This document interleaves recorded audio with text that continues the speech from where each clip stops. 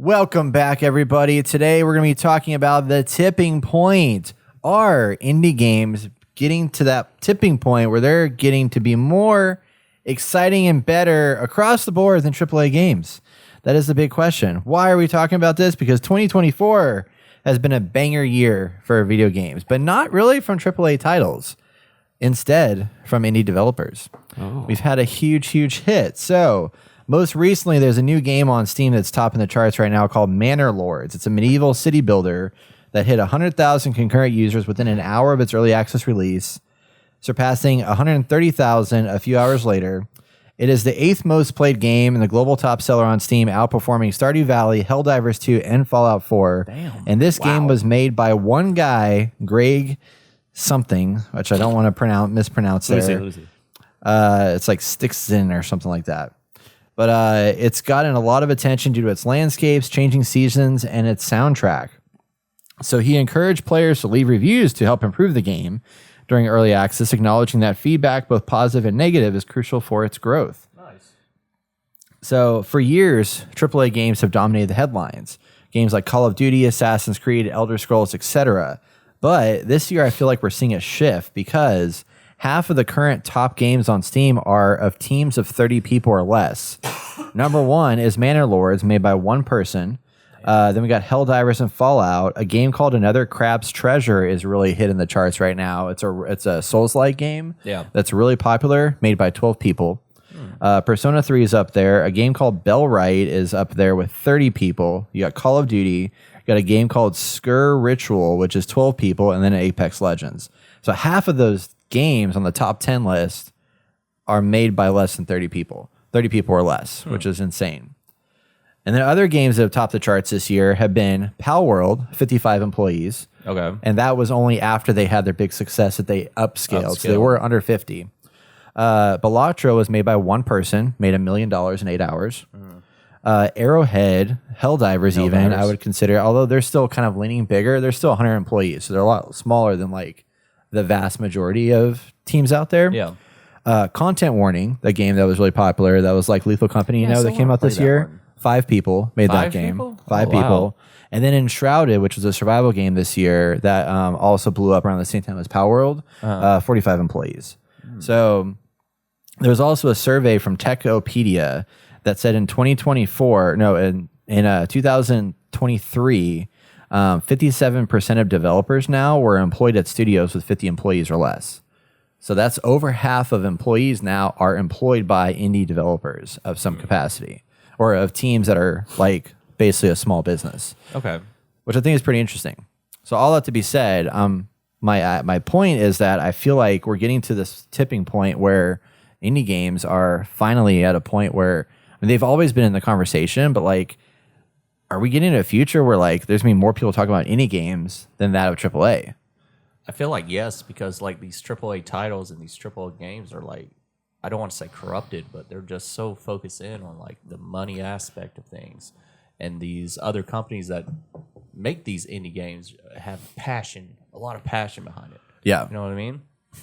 Yeah, and I think the passion is the big one there. It's like, and the tools are so much easier too, you know? I'm also not saying like these AAA channels, they don't have passionate people working for them.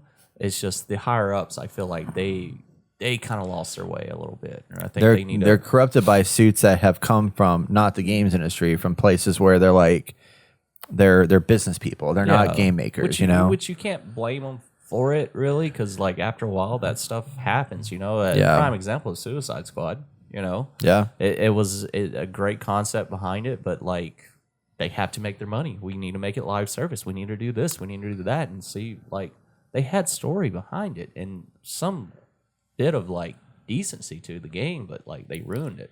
Yeah. So yeah, I think it's just about the passion. And this one developer of this game, Manor Lords, I mean, that's all him. Yeah. Well, it's like Ubisoft. They're just like, we gotta make this giant world in this giant story and 1 million missions and thousands of hours of gameplay. And yeah, that's not good. Like that's gonna cost too much money, cost too much manpower.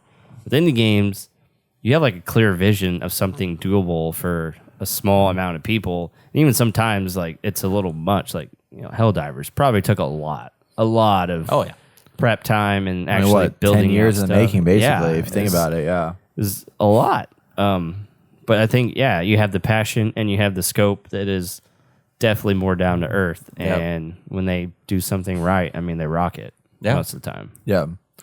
I mean, I think a lot of it is just like you said with Ubisoft. I mean, they always overdo all their games with too much stuff and content and checkboxes and this and that, whatever. And it's like, you look at a game like Lethal Company. I mean, it was very focused in on a singular idea.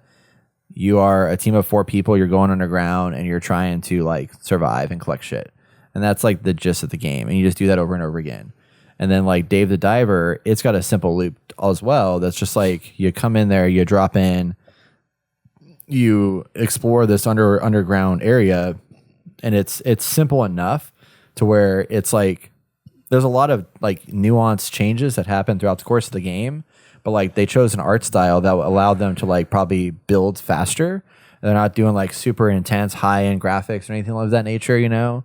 And it's much more focused, I feel like, than that of, you know, like Phasmophobia. I mean, that was a huge game. It's super focused on like you have a couple maps and you go in these areas and you fight ghosts, basically, you know? And plus, another thing that helps these AAA titles are like sequels to games that are well known, like Assassin's Creed. Yeah. Like, you know what you want. Oh, it's a new Assassin's Creed game. I got to get it. So the title alone helps sell the game itself. Right. You know? And it's difficult for these indie games to just put a title out there no one's heard of, and it still, you know, it's amazing that it still does well. Yeah. You know? Yeah.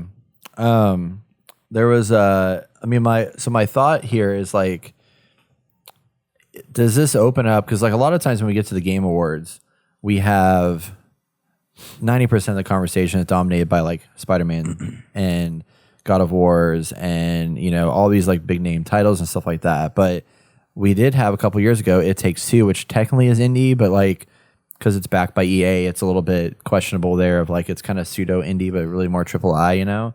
Well, I mean, Helldivers the same way. Yeah, that's true. Yeah, Helldivers same way. So like I guess you could kind of exclude Helldivers from the conversation too, but yeah, it's AAA. Yeah. But I mean like if we go like all in on like the indie, like let's say 50 employees so or less, AAA. Like what like is there room or do you think we can get to a point where like the Game Awards is more so dominated by these smaller than 50 person studios rather than these big huge studios? I would like to say yes, but I don't see a lot of the indie titles being that, I'm gonna put this, that big and recognized, unless it's like a big uproar. Like Helldivers 2 is a great example, you know, because we're classifying that as an indie title, right? Well, probably saying? Not actually. No, yeah. I mean, it's AAA, so I would actually exclude that from the conversation. Okay, so we're excluding that. So any other indie title currently, I don't see can like be recognized beyond like Game of the Year. Okay. Like, I mean, obviously they have a top indie category. Yeah, they have a top indie category. Are we talking about Game Awards? Yeah. Yeah, we're talking about Game Awards. I haven't seen an indie title that is worthy of like Game of the Year. Yeah. Do you think it's not going to be possible? Like they can't be broad enough, or can be? Yeah. But what's going to determine that is the player base and like if it's well known, and that's why I was using Helldivers 2 as an example, because if it was, then I can see Helldivers 2 getting Game of the Year. Yeah. Like no doubt, you know. But any other game like Dave the Diver or anything like that, it still feels like an indie game, and a lot of people aren't talking about it, and that's the great thing about indie games is just like it's a small game and it's a fun game. Yeah. It deserves some kind of recognition, yes, but Game of the Year? No, I wouldn't go that far. Yeah. Even Pal World, I'd be like, great game, fun.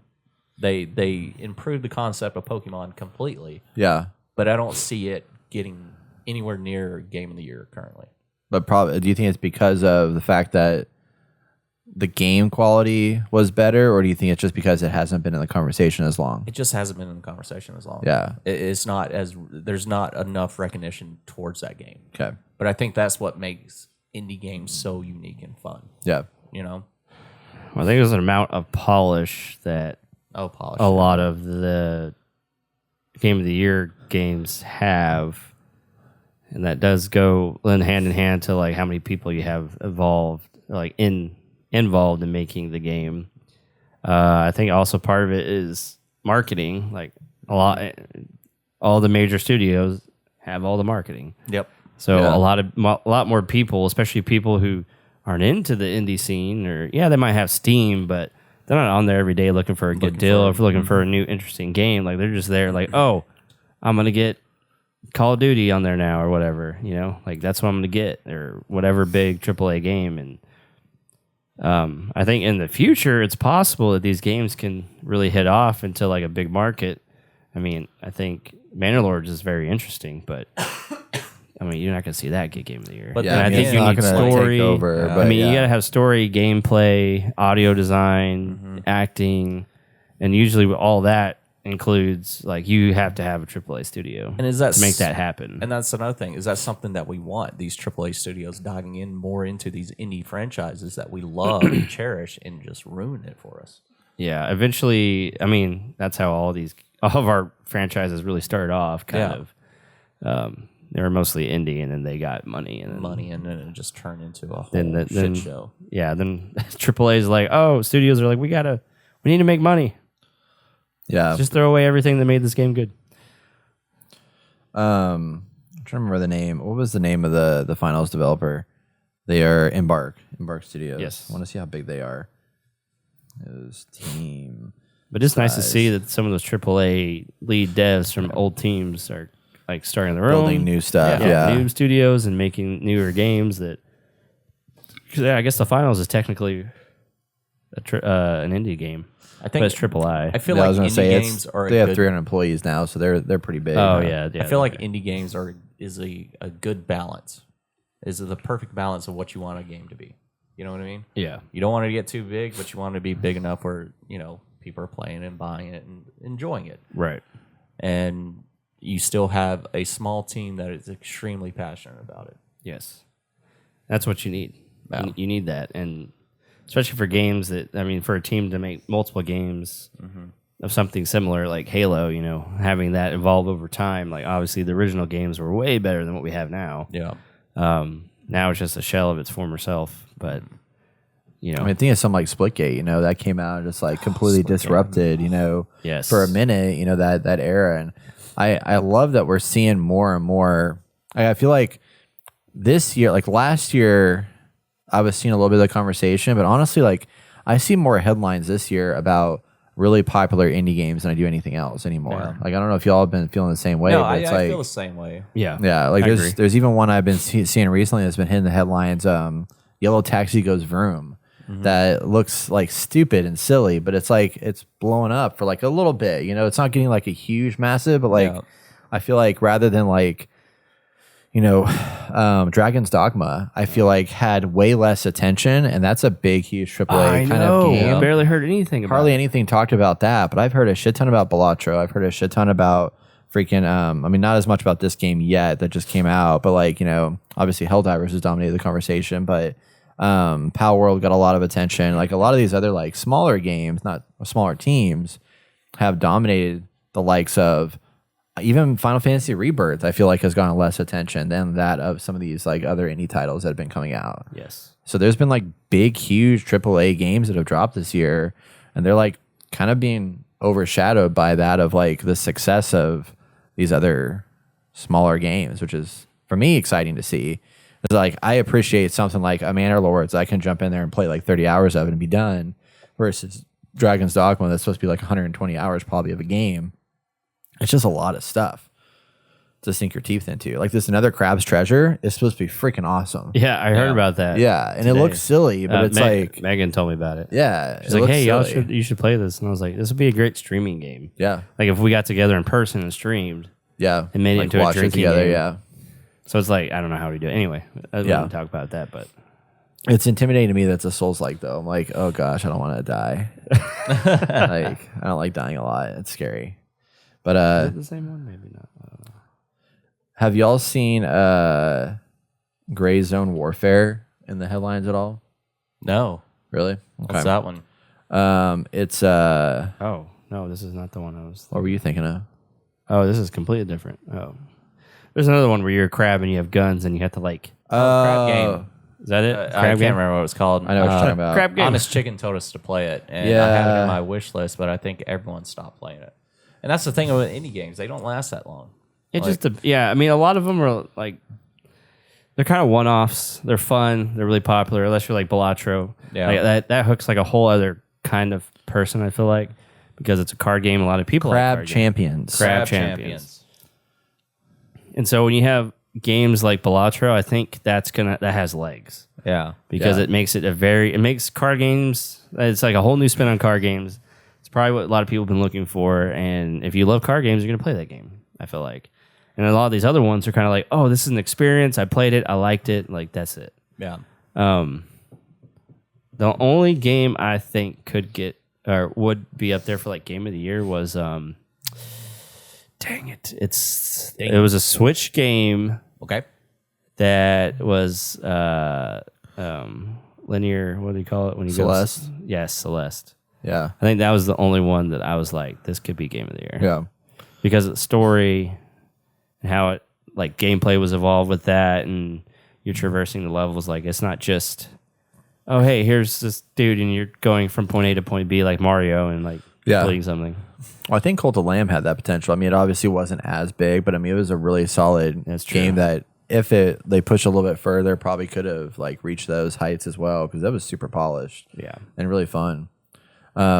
This Gray Zone Warfare game is a team of like 70 some people, but it's like it's hitting home with a lot of people, right? I've seen a lot of headlines about it's like the most intense, like most realistic tactical shooter like they've ever seen, and it's kind of like a Escape from Tarkov, but way bigger, like massive scale. But it's a MMO open world featuring PvPe and PvE modes. And you strategize against human operators and AI enemies while uncovering the mystery of Lamang Land. But it reminds me of like old school games when I used to play like Delta Force and stuff like that back in the day. But it's like really getting a lot of attention on the internet. It's in early access right now. Or actually you can't play it yet, but it's going to be in early access soon. But it's like, the graphics aren't like unbelievably amazing or anything like that, but it's like such a vast, massive world, and like it's very tactical, so like you have to be it's very slow moving as you navigate through the environment and stuff like that. I'm like, I'll be curious to see what happens when this game comes out, like if it blows up like Escape from Tarkov did, because Tarkov is also technically an indie game, and it's like still people love that game. It's not for me, but it's like a huge game with a lot of intrigue for a lot of people, Yeah. It looks intense. Yeah. Like camping.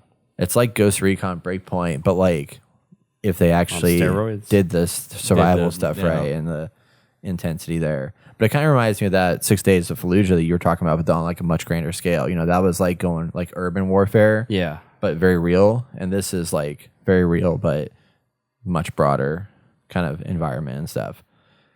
But it looks really interesting. Yeah.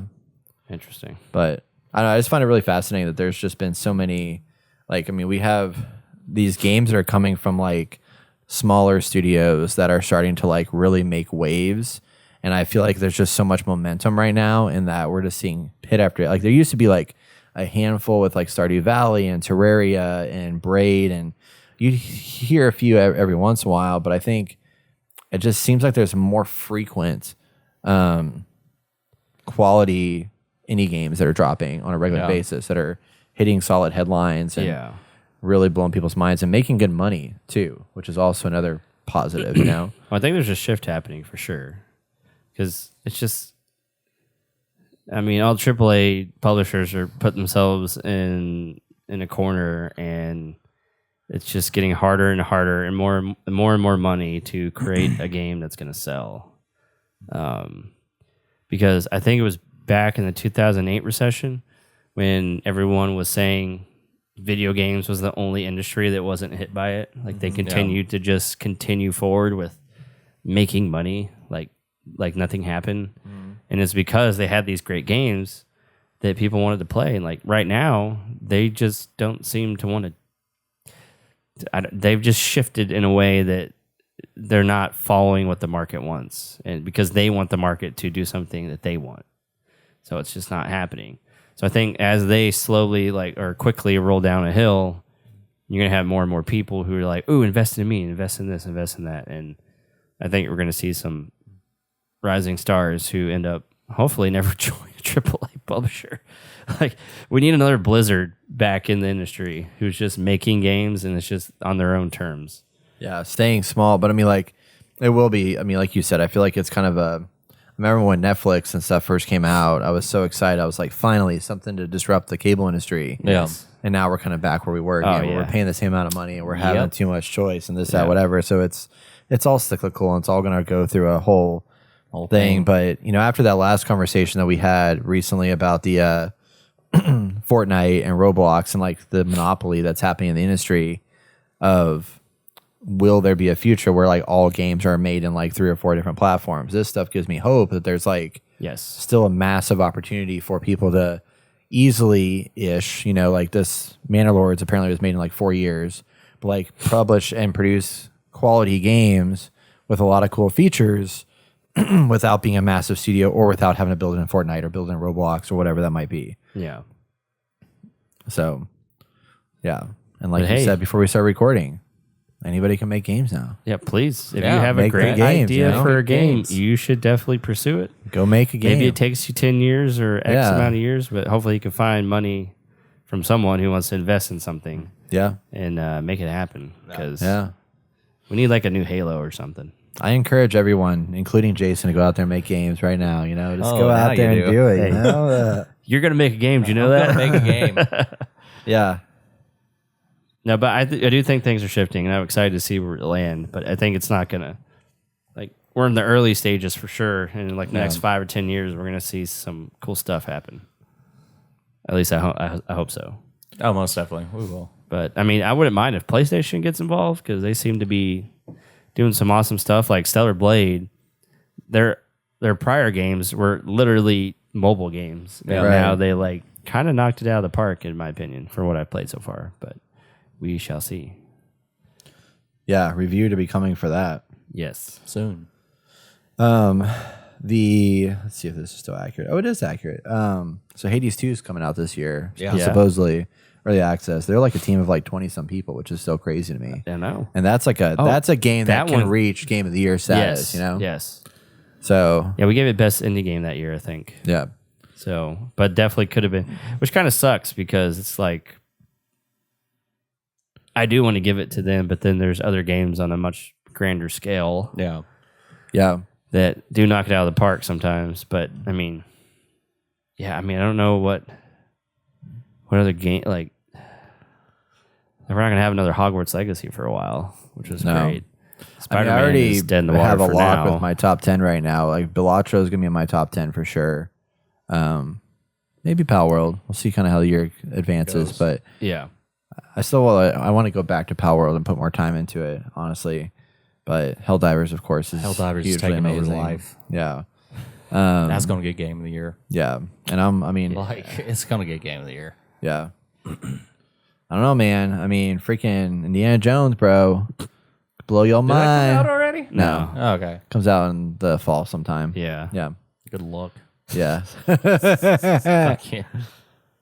Yeah, I was reading an article about Helldivers guys the other day, and they were just like, they've achieved the success they need, and now they just got to continue to make this the best live service game that's ever existed. I'm They are doing it. Yeah. Dude, they're fucking doing it. The fact that when I first found out that you could find the currency in the game. I was like, in the fucking game? whoa. You can find the what? The super credits. Oh, yeah, that's cool. Yeah. They're just sitting around. I'm dude. oh shit.